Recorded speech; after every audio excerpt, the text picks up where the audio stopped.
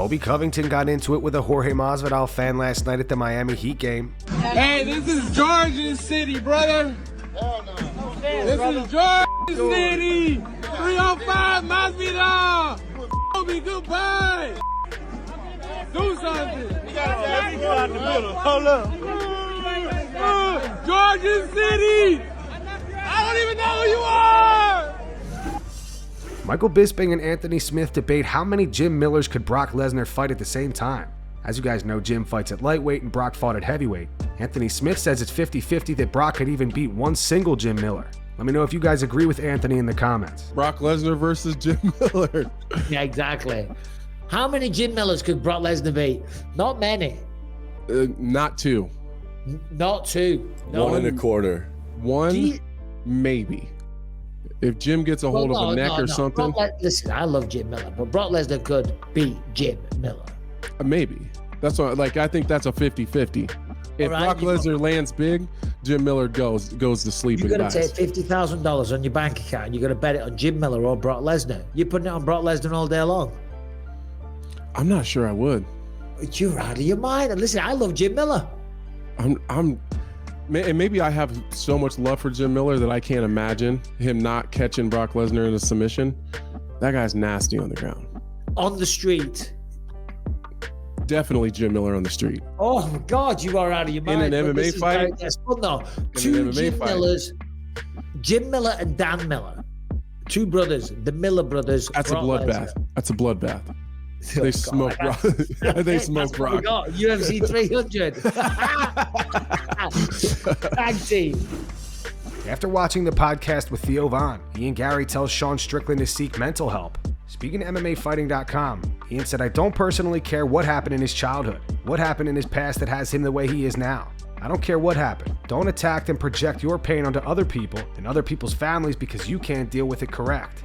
The UFC PI has mental health and ways to deal with athletes' mental health. Go talk to them and deal with it the way it should be dealt with. Get rid of it, release it, express it, because to attack other people's families and loved ones because you have childhood trauma is completely unfair. It's inexcusable. That's why I kind of sit there and feel sorry for him. But equally at the same point, I don't give a what happened in his childhood. Don't speak in that manner about anybody else on the planet. Deal with your issues first.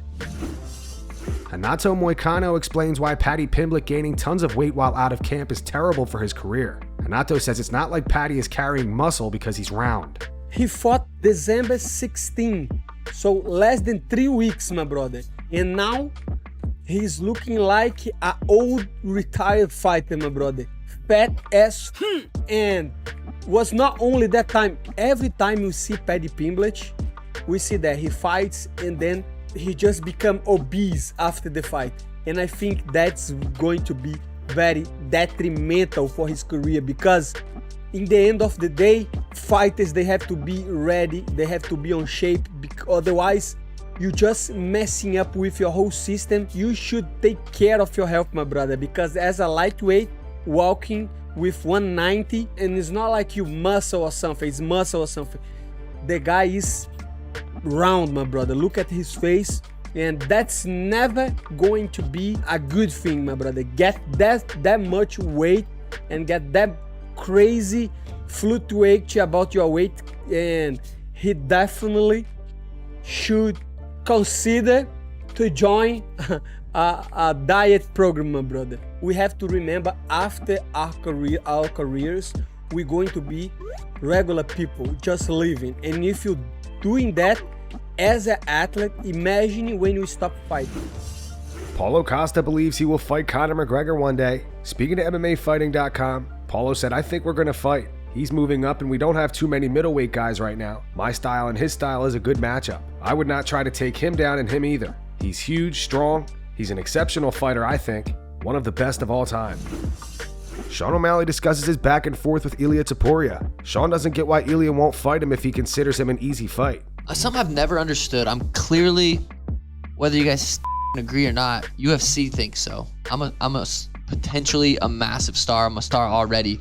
And if Ilia thinks I'm an easy fight, who's a bigger fight than me? Conor would be a bigger fight. Yes, Conor's not gonna fight Ilia. Conor literally doesn't know, like, probably, maybe he does. Ilia is sick. I like watching him fight. He's very dangerous, very skilled.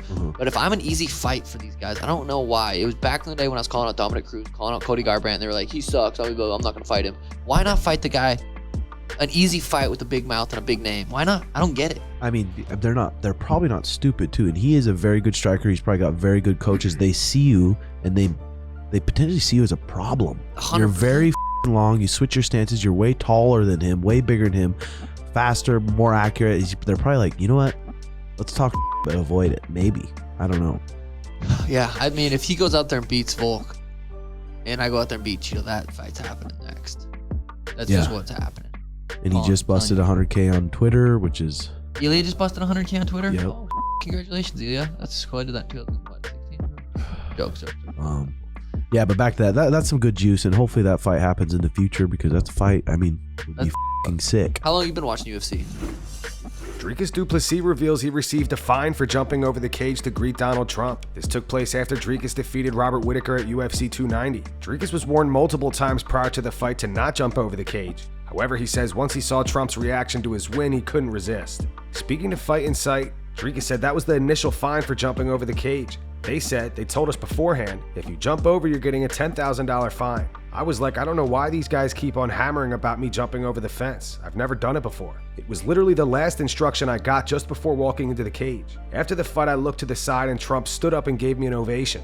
I was like, this is too cool of a moment for me to let by. And well, I jumped over the fence and greeted Trump. This was the President of the United States. I wasn't not going to greet him. This is amazing. Dricus does believe that they followed through and did fine him. He continued, yeah, I think they did. Yeah, so obviously I got a performance bonus, and I think the UFC maybe have. They did the old switcheroo, like maybe we should give him some money, but I think they definitely fined me. And that's going to wrap it up for the news. Thanks for watching. For daily MMA news and content, subscribe to Full Mount MMA and click the bell icon to be notified when we post videos. Here are the 3 top comments from last video. The first one's from Noel. It says Hamzat calling out everyone knowing damn well he's not able to fight. The second one's from Mighty Savage 459. Says, I know Francis isn't too petty, but if I were in Francis's shoes, I wouldn't listen to anything Cormier has to say. Cormier was one of the loudest voices, claiming that Francis fumbled the bag. Now that Francis is achieving legendary status in the fighting world, Cormier suddenly has admiration for him and what he's doing.